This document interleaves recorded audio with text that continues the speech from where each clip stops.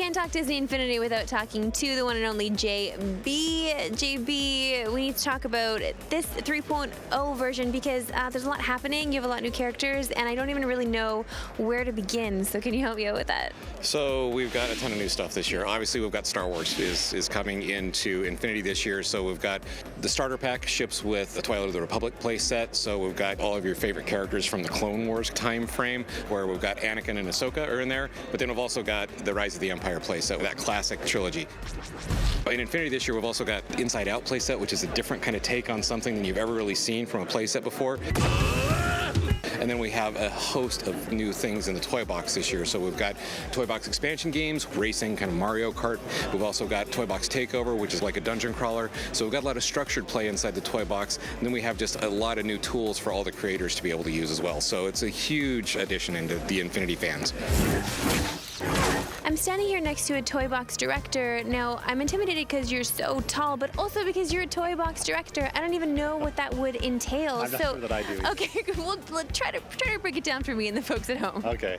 Well, so I'm game director over the toy box within Disney Infinity. And essentially, you're responsible for making sure that you don't get in the way for some very talented artists, programmers, and people, and just letting them do their job. Fantastic team. It's working with them and just making sure it all comes together. Playing the levels, make sure that they're good enough. So qualitative, I'm responsible to make sure that it's good enough, but at the same time, we're hitting our dates and times. You're having fun. You know, it's always fun, except for at the very end when it gets kind of stressful, but it's still fun to see it all come together. Well, talk about stress. You have a lot of things to juggle here in the toy box. A lot of stuff.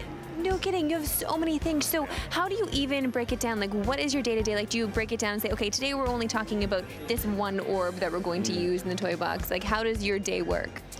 That's a great question. No, we don't break it down. I think we obviously hit the highest priority things first. And so we have a lot of things that we're always going through and saying, okay, we need to make sure that we have that. We're reviewing it with all the different artists as they go ahead and make the levels. So every day we try and hit as many different things as we can to make sure that we're on track so that we don't get too far off. But I mean, that's literally every day as we go and we review all the different art that's going in, all the different things, and we do that as often as we can. But we have some very talented people, so it's very seldom that we get into something and it's like, okay, no, we're heading in the wrong direction. And so you really just let them go and stay out of their way because they're really talented.